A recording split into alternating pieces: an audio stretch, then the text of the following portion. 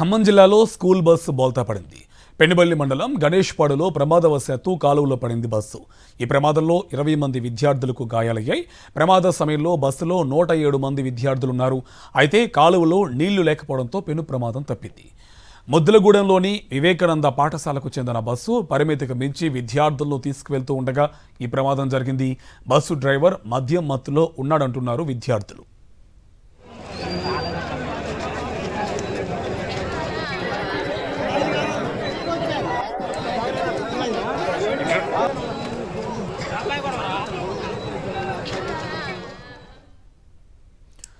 ఖమ్మం జిల్లాలో school bus బోల్తా పడింది. పెనుబల్లి మండలం గణేష్పాడులో ప్రమాదవశాత్తు కాలువలో పడింది బస్సు.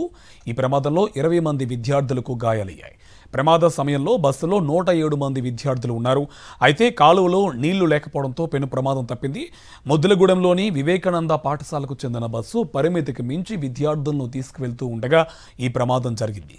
బస్సు డ్రైవర్ మద్యం మత్తులో ఉన్నాడంటున్నారు విద్యార్థులు.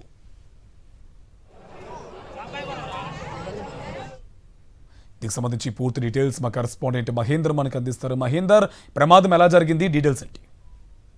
కార్తీక్, ఉమ్మడి ఖమ్మం జిల్లాలో ఇవాళ 2 చోట్ల ప్రైవేట్ స్కూల్ సంబంధించిన బస్సు పోల్తబడడం జరిగింది.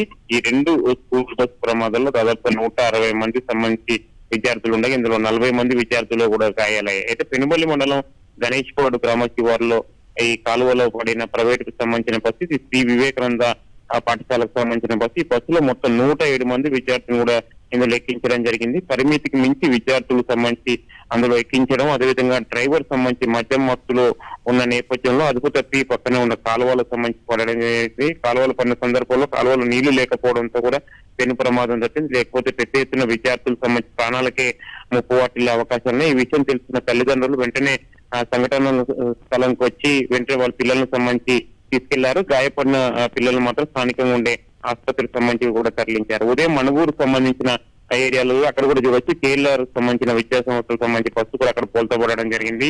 ఈ ప్రమాదంలో కూడా దాదాపుగా 20 మంది విద్యార్థులు కూడా తీవ్ర గాయాలే. అందులో కూడా పరిమితికి మించి సంబంధించి విద్యార్థులను ఎక్కించడం వల్ల ప్రమాదం సంబంధించి తప్పుతుంది. ఒకవైపు డ్రైవర్ సంబంధించి నిర్లక్ష్యం ఒక తోడు, మరోవైపు పరిమితికి మించి విద్యార్థులను కూడా అందులో స్కూల్ బస్సుకు సంబంధించి కనిపిస్తుంది. దీంతో ఓవర్లోడ్ సంబంధించి కూడా ప్రమాదాలు జరుగుతున్నాయి. దాదాపుగా అంటే ఫిట్నెస్ ఆర్టీఓ సంబంధించిన అధికారులు, రవాణా శాఖ అధికారులు ఎక్కడ తనిఖీలు సంబంధించి చేయకపోవడంతో కూడా ప్రైవేట్ స్కూల్స్ సంబంధించిన యాజమాన్యాలు ఇష్టారీతిన పిల్లల్ని బస్సులలో ఎక్కిస్తున్నాయి.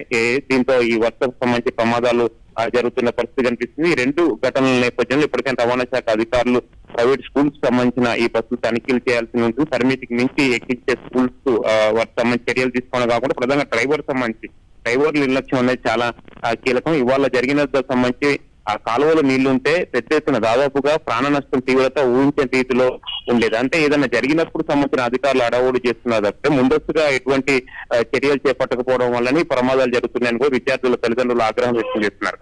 మహేందర్, ఇంకోవైపు డ్రైవర్ కూడా మద్యం మత్తులో ఉన్నారని చెప్పి విద్యార్థులు ఆరోపణలు చేస్తున్నారు. సో ఆ ఇన్ఫర్మేషన్ ఎంతవరకు కరెక్ట్?